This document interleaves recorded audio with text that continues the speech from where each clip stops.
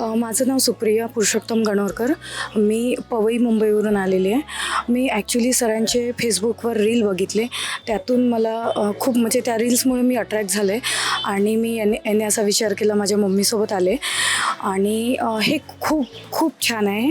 आणि normal tours मी अनेक केलेत, पण इथे सरांसोबतचा आणि पोक्षे सरांसोबतचा, पार्थ सरांसोबतचा जो संध्याकाळचा व्याख्यानाचा सेशन होता तो फार भारी आहे.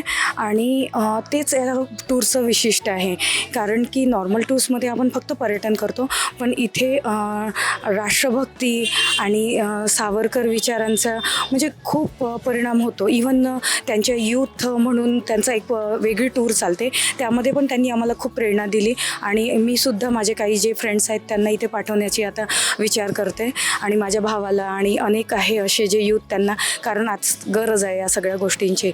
आणि सेल्युलर जेलचा अनुभव तो फारच भारी आहे.